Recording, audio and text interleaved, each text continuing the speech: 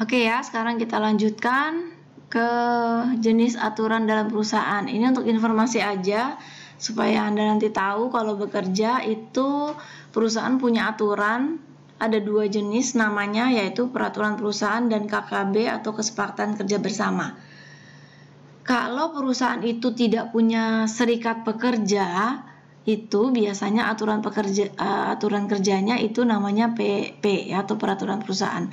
Biasanya bentuknya buku atau handbook ya, atau buku saku.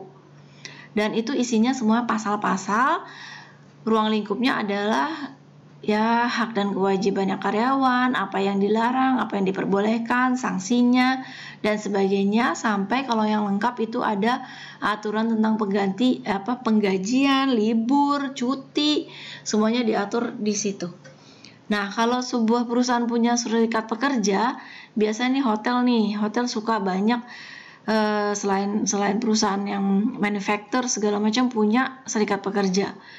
Itu namanya adalah KKB, kesepakatan kerja bersama. Dan ini kedua perusahaan ini karakteristiknya berbeda dan manfaatnya juga berbeda ya. Oke, peraturan perusahaan itu dikatakan sebagai peraturan tertulis atau ditulis oleh pengusaha yang memuat syarat-syarat kerja serta tata tertib perusahaan. Jadi kalau lihat dari definisi ini, peraturan perusahaan hanya dibuat sepihak oleh pengusaha. Karyawan diterima sebagai pegawai di perusahaan tersebut, take it or leave it, harus menerima, memahami dan menjalankan isi dari peraturan perusahaan tersebut. Oke, kalau KKB, suatu aturan perusahaan yang dibuat oleh serikat pekerja atau beberapa serikat pekerja di dalam perusahaan tersebut yang telah tercatat di Departemen Tenaga Kerja dengan sepengetahuan pihak pengusaha. Jadi konsep pembuatan KKB ini kayak kita bikin perjanjian dengan sistem hukum common law. Jadi si serikat pekerja itu membuat draft sesuai dengan kebutuhan mereka, tapi ingat ya, azasnya adalah azas konsensualitas ya, dan azas kebebasan berkontrak serta win-win solution, di mana di dalam membuat KKB tersebut serikat pekerja itu harus mawas diri, di mana tidak boleh hak dan kewajibannya tuh lebih besar haknya si karyawan daripada haknya si perusahaan. Biar bagaimanapun juga para karyawan itu bekerja di suatu perusahaan yang istilahnya yang menggaji mereka. Jadi apapun yang dibuat di dalam KKB tersebut harus tetap sepersetujuan pihak pengusaha. Jadi draft itu nanti dipelajari, dirapatkan, diputuskan, atau mungkin ada negosiasi lagi dari pengusaha dan sebagainya. Itu nanti sampai akhirnya ditandatangani oleh kedua belah pihak dan diajukan ke Departemen Tenaga Kerja untuk disahkan dan dijadikan aturan perusahaan yang baku gitu ya, atau yang diberlakukan di perusahaan tersebut. Nah, saya mau ngomong sedikit tentang serikat pekerja ya. Jadi serikat pekerja itu ada peraturannya sendiri, peraturan pemerintah nomor sekian, saya nggak ingat.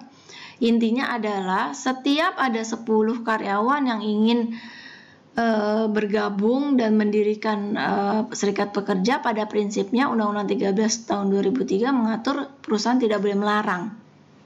Namun keanggotaan serikat pekerja ini tetap harus diajukan ke Departemen Tenaga Kerja dengan sepengetahuan dan persetujuan dari pengusaha, baru serikat pekerja itu bisa sah.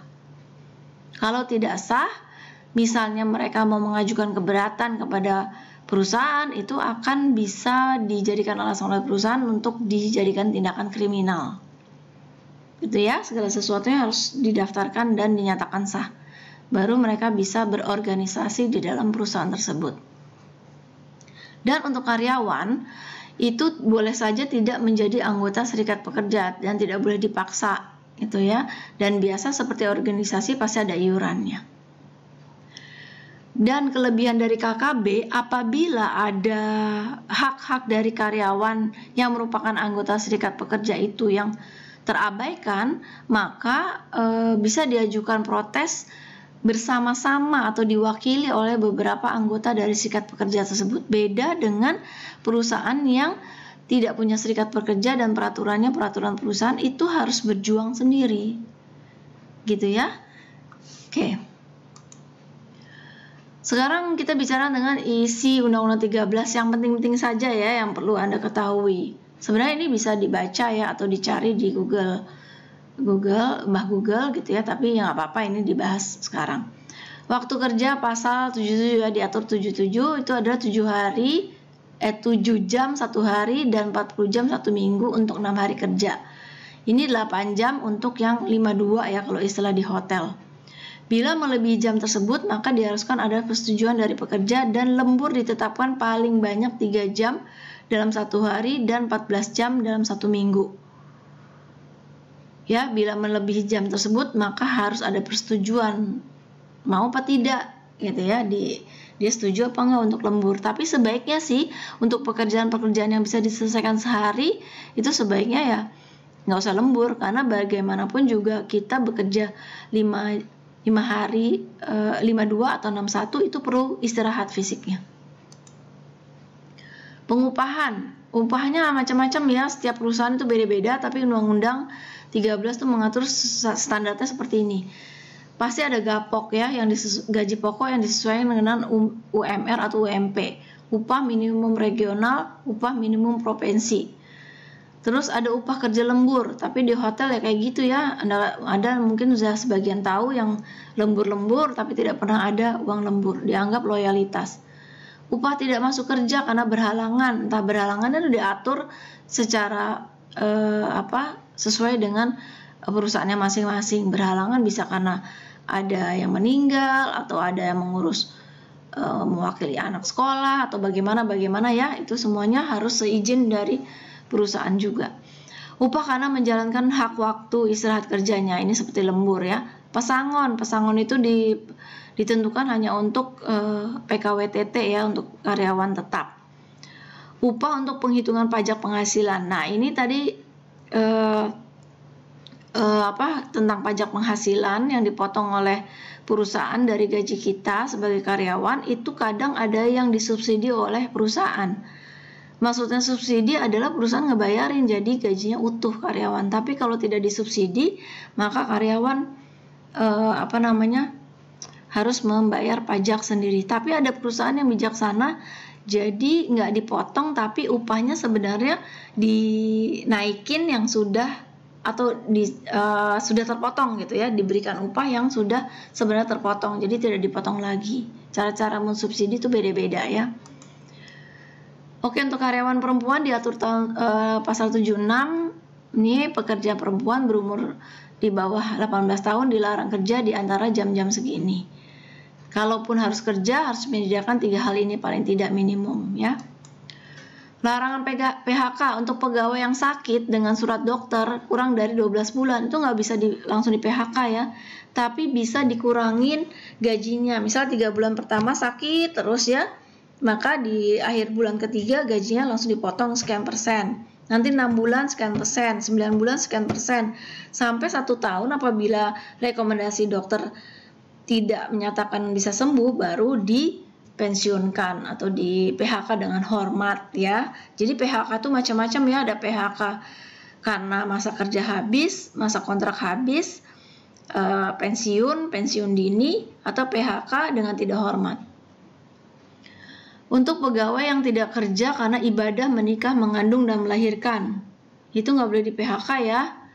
Izin tiba-tiba selesai izin udah nggak ada kursinya, langsung dikasih surat pemberhentian, tuh nggak boleh. Untuk pegawai yang mempunyai pertalian darah atau ikatan perkawinan dalam satu perusahaan, kecuali diatur dengan ketentuan di perusahaan tersebut, dibolehkan. Ya, kecuali itu. Tapi ada beberapa seperti bank gitu tidak memperbolehkan adanya pertalian darah karena takutnya ada